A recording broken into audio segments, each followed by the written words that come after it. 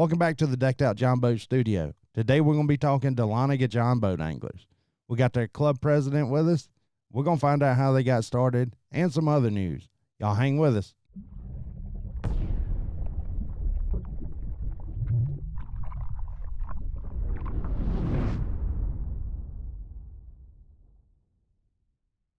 Did you originally start the Jon Boat Anglers, or is that something that was handed off to you? Yeah, I started it. It started out as really 3 or 4 boats, 12 or 14-foot aluminum boats on Yehula for pot tournaments. I mean, nobody had a live well. I think it was 2011 was the first year we started, fishing, tournaments, organized tournaments together. And at that point in time, we were actually everyone had the same little Rapala digital scales, and we would video, you weigh in the fish, and you would have some kind of identifier in the video. Then you had to show yourself releasing it, because at that point in time, I was a freshman or sophomore in college, didn't have any money to build a live well or deck out a boat. So it was just me, my cousin, a couple of friends of ours were like, let's start doing some tournaments out here, because we were back in those days. Yehula was a big fish lake. I mean, you went out there, and if you didn't catch a 4 or 5 pounder, I mean, it was a bad day, really. And then from then on, it's kind of slowly grown. I mean, we've went off and on with members only tournaments or having open tournaments. Like last year, we had a points race with members, and but all the tournaments were open, so anyone can come and fish for the money. But we had a points race between the members, and now this year we capped it off at 20 teams, and had a couple of guys that we had to say no to, because a couple of the lakes that we fish, like Yehula, Cedar Creek, are a little smaller.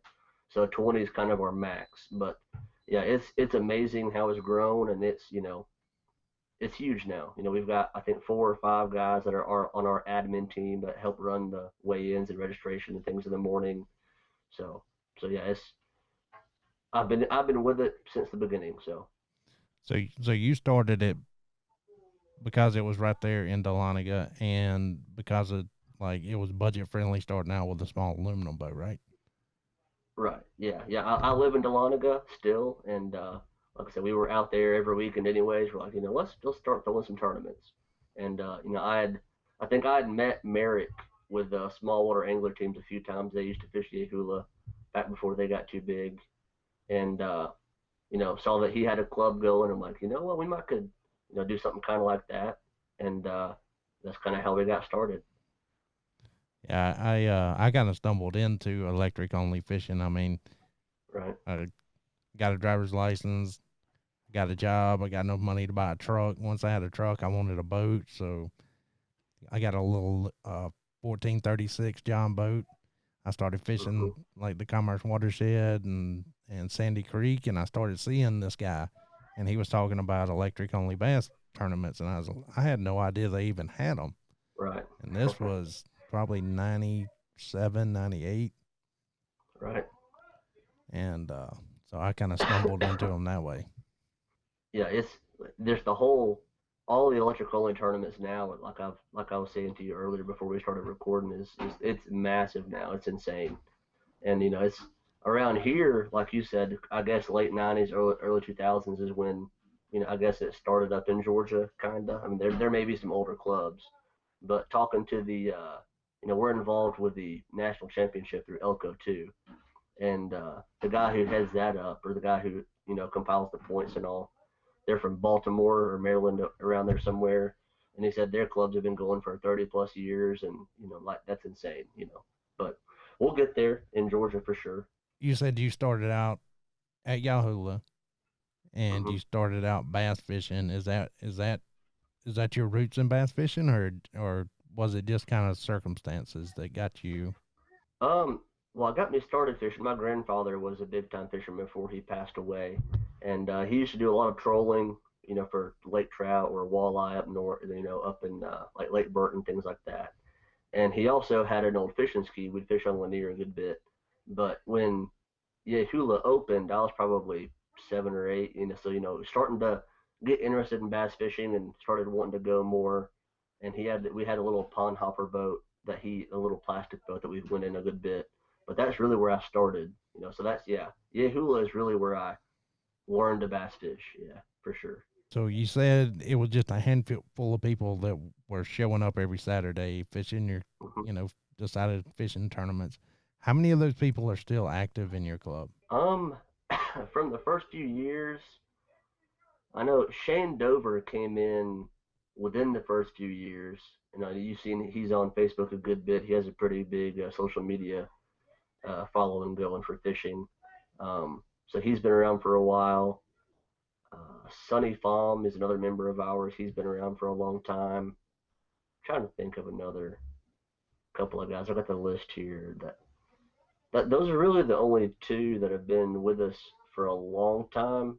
My first cousin is in the process of building a house, so he's not fishing with us this year, but he still has his boat and he plans on, you know, getting back into it. But yeah, since we've been a sizable club, yeah, there are a handful of guys who are still with us. Yeah, Y'all limited into 20 boats. Is that because hmm y'all want to keep Yahoo on your schedule, or partially, yeah.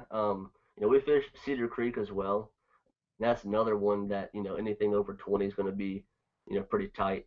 And but yeah, primarily for Yehula. We start that's the birth of DJBA for Dahlonega, and yeah, so we want to try to keep it out there. And of course, it does get tight out there for sure. And if we have any issues this year, then we may have to kind of back up and punt and pick a different lake for the future. But yeah, that's part of it. And just, we wanted to kind of cap it off because even as many people are in this area, if you didn't cap it off somewhere, I feel like you could have 35, 40 boats in a club, and that's for many lakes, that's tough. right? So I feel like you gotta stop somewhere, unfortunately. So What lakes do y'all have on your schedule? the schedule this year, I thought I had that pulled up. Let me grab it here. All right, so we had a kickoff event on the 4th for no points, and that was on Yehula. And the first one for actual points was again on Yehula on the 18th. Uh, this past Saturday, we fished out of Lake Lanier. The boat ramp was Thompson Creek. We're trying to add, a little bit more variety than we have in years past. Because last year we fished Yehula, Cedar Creek, and Latham. We just kind of on a cycle. We fished every lake, I think, 3 times. And this year we've added, besides those three, that Lake Lanier at Thompson Creek, Lake Lanier at Little River. So two northern lakes in February and March. So before all the pleasure boaters get out there, because some guys, are still in the smaller 14-foot boats. We don't want to make it to where they can't fish where they want to fish. Because if you're Right. out there in the summertime on Lanier, I mean, it Yeah. can get iffy. It gets a little iffy in a So bass boat, but oh definitely. yeah, for sure, for sure. Uh, then we've also got Cedar Creek, Latham, and Hickory Log is another one we've added this year. So we've never fished there as a club. I know it's not too far past Latham, so we're trying to keeping Dahlonega, Dawsonville as our kind of central location, and then that's kind of where we try to center our lakes around because we've got some guys who live over in Commerce, guys from Dawsonville, guys down towards Athens, a lot of us from Dahlonega, Cleveland.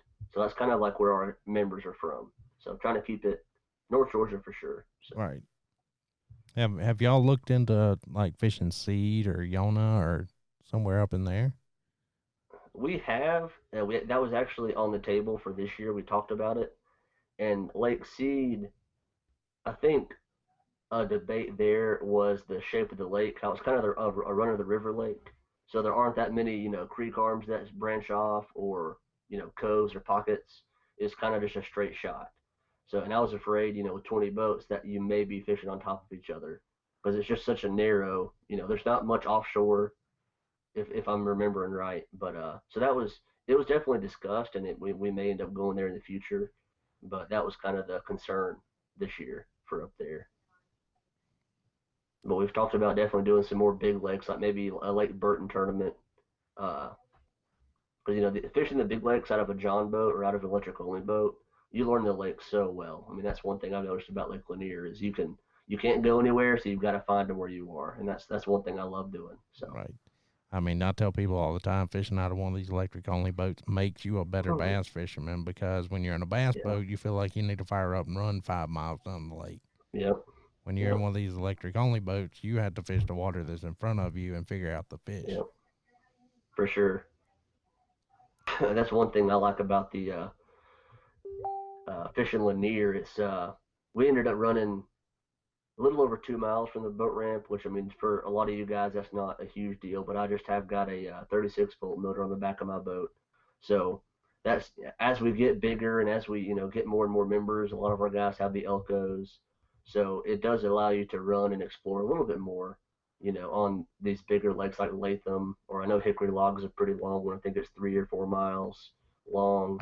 So yeah, definitely these, as technology gets better with the motors and batteries, that's one thing that is revolutionizing this sport. Right. So I think batteries is our biggest opportunity, because you have to carry so much weight, and the power density just isn't there to make these long runs. I mean, a trolling motor can make it, but you're going to run out of battery. Right.